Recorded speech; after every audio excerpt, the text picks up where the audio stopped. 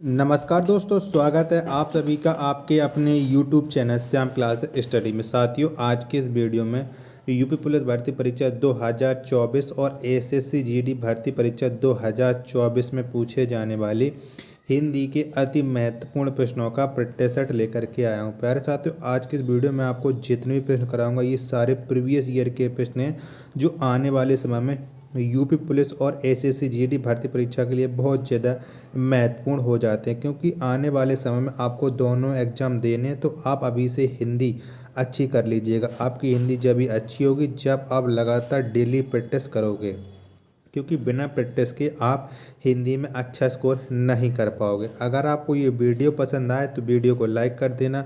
अगर आपको हमारी मेहनत थोड़ी बहुत भी अच्छी लगती है तो इसे आप एक शेयर कर सकते हो। चैनल को आपने अभी तक सब्सक्राइब नहीं किया होगा तो चैनल को आप जरूर सब्सक्राइब कर लीजिएगा। वीडियो पूरा देखने के बाद ईमानदारी के साथ आप अपना स्कोर कमेंट बॉक्स में ज़रूर शेयर किया करो। अगर आप कमेंट बॉक्स में अपना स्कोर शेयर करते तो लगता है कि आप अपने पढ़ाई के प्रति बिल्कुल सजग हो और आप सफलता के लिए आगे बढ़ रहे हो। क्योंकि जो लोग भी अपना स्कोर शेयर नहीं करते हैं वो लोग बताना नहीं चाहते कि उनकी तैयारी कैसे चल रही, क्योंकि वही लोग असफल होते हैं। बाद में कहते रहते हैं कि हम बहुत ने तो बहुत पढ़ाई की लेकिन हमारा सिलेक्शन नहीं हुआ, हमारी तो किस्मत ही ख़राब थी।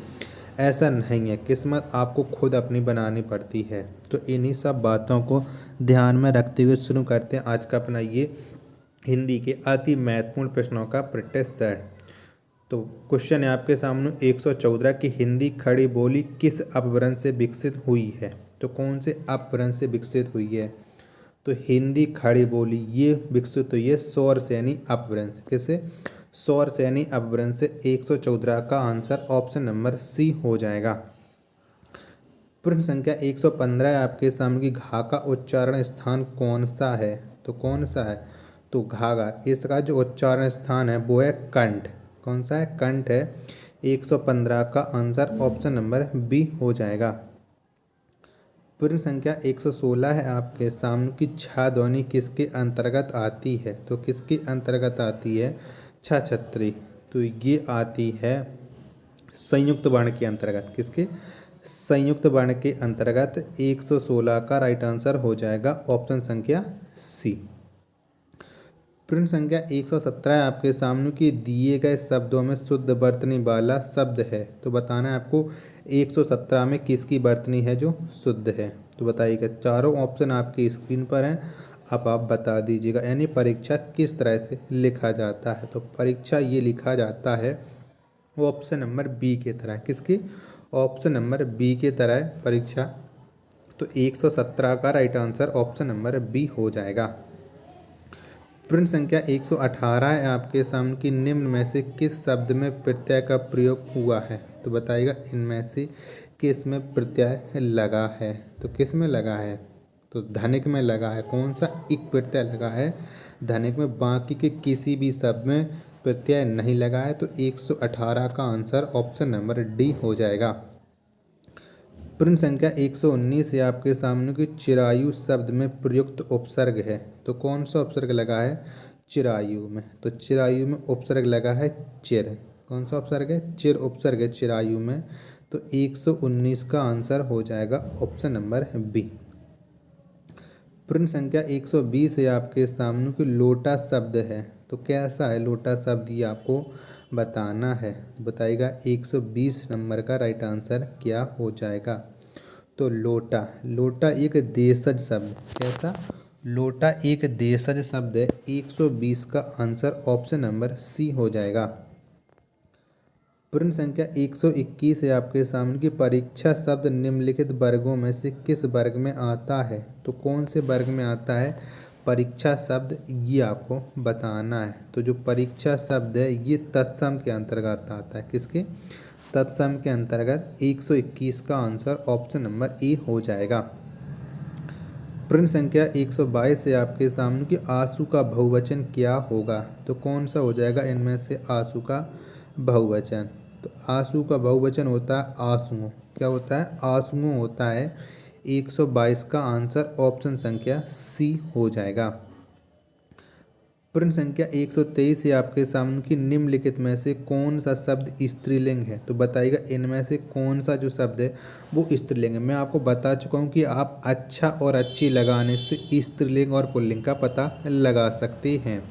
तो अच्छी मृत्यु, क्या अच्छी मृत्यु ये एक स्त्रीलिंग शब्द है। 123 का आंसर ऑप्शन नंबर सी हो जाएगा। प्रश्न संख्या 124 है आपके सामने कि चारपाई पर भाई साहब बैठे हैं। इस वाक्य में चारपाई शब्द किस कारक में है, मतलब चारपाई में कौन सा कारक है ये आपको बताना है। तो बताइएगा 124 का राइट आंसर क्या हो जाएगा। तो चारपाई में कारक हो जाएगा अधिकरण कारक। कौन सा? अधिकरण। 124 का आंसर ऑप्शन नंबर डी हो जाएगा। प्रश्न संख्या 125 है आपके सामने कि स्त्रीत्व शब्द में कौन सी संज्ञा है। तो बताइएगा इनमें से कौन सी संज्ञा है। तो स्त्रीत्व में संज्ञा है भाववाचक संज्ञा। कौन सी है? भाववाचक। 125 का आंसर ऑप्शन संख्या सी इसका राइट आंसर हो जाएगा। प्रश्न 126 आपके सामने कि मैं खाना खा चुका हूँ। इस वाक्य में भूतकालिक भेद इंगित कीजिए। तो बताइए इनमें से कौन सा भूतकाल है कि मैं खाना खा चुका हूँ। तो इसमें हो जाएगा पूर्ण भूतकाल। कौन सा? पूर्ण भूतकाल। 126 का आंसर हो जाएगा ऑप्शन नंबर बी। प्रश्न 127 आपके सामने कि निम्नलिखित में से किस वाक्य में अकर्मक क्रिया है। तो बताइएगा इनमें से किस वाक्य में है अकर्मक क्रिया। 127 का आंसर क्या हो जाएगा। तो गेहूँ पिस रहा है। क्या? गेहूँ पिस रहा है, ये एक अकर्मक क्रिया है। 127 का आंसर ऑप्शन नंबर ए हो जाएगा। प्रश्न संख्या 128 से आपके सामने की बृहत विशेषण का शुद्ध उत्तमावस्था है। तो कौन सी उत्तमावस्था है बृहत विशेषण की? तो ये हो जाएगा बृहत्तम। क्या? बृहत्तम। 128 का आंसर संख्या ऑप्शन नंबर सी हो जाएगा। प्रश्न संख्या 129 है आपके सामने कि उसकी गाय 10 किलो दूध देती है। रेखांकित शब्द में सर्वनाम है, यानी उसकी बताना है कि उसकी शब्द में कौन सा सर्वनाम है। तो उसकी इसमें होता है अन्य पुरुषवाचक सर्वनाम। कौन सा? अन्य पुरुषवाचक सर्वनाम। 129 का आंसर हो जाएगा ऑप्शन संख्या सी इसका राइट आंसर। प्रश्न 130 है आपके सामने कि जहाँ कर्ता की प्रधानता हो वहाँ कौन सा वाच्य है। तो कौन सा वाच्य है? जहाँ कर्ता की प्रधानता हो तो वहाँ पर हो जाता है कृतवाच्य। कौन सा हो जाता है? कृतवाच्य। 130 का आंसर ऑप्शन नंबर ए हो जाएगा। प्रश्न संख्या 131 है आपके सामने कि किस वाक्य में निपात का प्रयोग हुआ है। तो बताइएगा इनमें से किस में निपात का प्रयोग हुआ है। तो आप भी आइएगा। क्या? आप भी आइएगा, इसमें निपात है। तो 131 का आंसर हो जाएगा ऑप्शन नंबर सी। प्रश्न संख्या 132 है आपके सामने कि उच्चारण में प्रयुक्त संधि का नाम है। तो बताइएगा उच्चारण में कौन सी संधि है। 132 का आंसर क्या हो जाएगा। तो उच्चारण में होती है व्यंजन संधि। कौन सी? उच्चारण में व्यंजन संधि होती है। 132 का आंसर ऑप्शन नंबर ए हो जाएगा। अगला प्रश्न है आपके सामने की 133 की पाप पुण्य में कौन सा समास है। तो कौन सा समास है पाप और पुण्य में? तो पुण्य और तो लगा नहीं, लेकिन और ही बोलते सभी लोग जाता है। ठीक है, तो पाप पुण्य में होता है द्वंद्व समास। कौन सा होता है? द्वंद्व समास। तो 133 का आंसर हो जाएगा ऑप्शन नंबर बी। प्रश्न संख्या 134 है आपके सामने की भागीरथी का पर्यायवाची शब्द है। तो इनमें से कौन सा है भागीरथी का पर्यायवाची, ये आपको बताना है। तो भागीरथी का पर्यायवाची है गंगा। कौन सा है? गंगा है भागीरथी का पर्यायवाची। 134 का आंसर हो जाएगा ऑप्शन नंबर बी। प्रश्न संख्या 135 है आपके सामने कि मुख्य का विलोम शब्द है। तो कौन सा हो जाएगा मुख्य का विलोम शब्द? तो मुख्य का विलोम शब्द होता है गौण। कौन सा? गौण होता है। आप लोग विमुख मत लगाना। ठीक है, ठीक है, मुख्य का विलोम शब्द गौण होता है। तो 135 का आंसर हो जाएगा ऑप्शन नंबर सी। प्रश्न 136 है आपके सामने कि भास्कर का अनेकार्थी है, तो इनमें से कौन सा है जो भास्कर का अनेकार्थी है? तो भास्कर का जो अनेकार्थी है वो है सूर्य। कौन सा है? सूर्य है भास्कर का अनेकार्थी। 136 का आंसर हो जाएगा ऑप्शन संख्या सी। प्रश्न 137 है आपके सामने कि प्रिय पति वह मेरा प्राण प्यारा कहाँ है, दुख जल निधि डूबी का सहारा कहाँ है। इन पंक्तियों में कौन सा स्थायी भाव है? तो कौन सा स्थायी भाव है? तो यहाँ पर देखो दुख हो रहा है, ठीक है, क्या दुख हो रहा है, तो यहाँ पर स्थायी भाव हो जाएगा शोक। क्या हो जाएगा? शोक। 137 का आंसर हो जाएगा ऑप्शन संख्या सी। प्रश्न 138 है आपके सामने कि मूक होई बाचाल पंगु चढ़ाई गिरवर गहन जसु कृपा सो दयाल द्रवों सकल कलिमल दहन। प्रस्तुत पंक्तियों में कौन सा छंद है? तो बताइएगा प्रश्न संख्या 138 में कौन सा छंद है? तो इसमें है सोरठा। क्या है? सोरठा है। 138 का आंसर हो जाएगा ऑप्शन संख्या सी।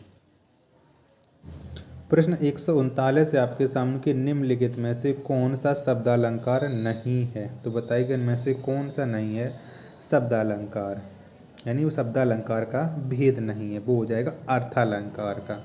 तो उपमा, ये उपमा जो अलंकार होता है ये अर्थालंकार के अंतर्गत आता है। तो 139 का आंसर हो जाएगा ऑप्शन संख्या सी। प्रश्न 140 है आपके सामने कि छाती पर मूंग दलना का अर्थ है। तो क्या अर्थ है?